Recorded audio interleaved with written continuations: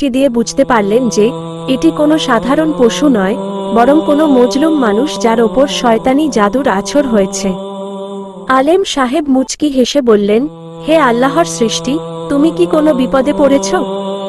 নুমান কুকুরের রূপেই চোখের জল ফেলে মাথা নিচু করে আর্তনাদ করতে লাগল। আলেম তখন এক ঘটি পরিষ্কার পানি নিলেন এবং অত্যন্ত ভক্তিভরে পবিত্র কুরআনের আয়াতুল কুরসি ও সূরা ফালাক নাস পাঠ করে সেই পানিতে দম করলেন।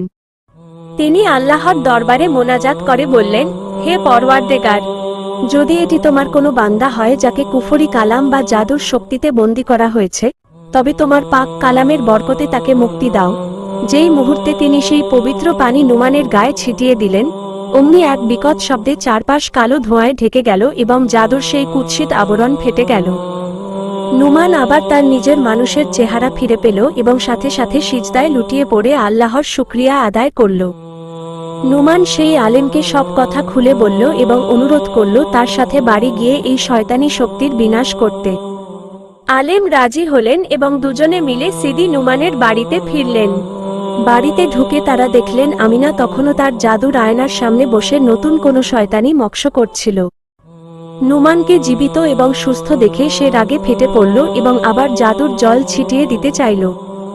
কিন্তু সাথে থাকা আলেম সাহেব তখন গম্ভীর স্বরে অত্যন্ত তেজের সাথে উচ্চকণ্ঠে আজান দিতে শুরু করলেন। পবিত্র আজানের শব্দ ও আল্লাহর নামের মহিমা কানে যেতেই আমিনা যন্ত্রণায় ছটফট করতে লাগল, কারণ কোনো অশুভ শক্তি সত্যের সামনে টিকতে পারে না। আমিনা যখন দেখল তার সব জাদু ব্যর্থ হচ্ছে, তখন সে রাগের চোটে তার জাদুর কিতাবগুলো ছুঁড়ে মারল। কিন্তু আল্লাহর কুদরতে একটি জ্বলন্ত মোমবাতি উল্টে গিয়ে সেই কিতাবগুলোতে আগুন ধরে গেল।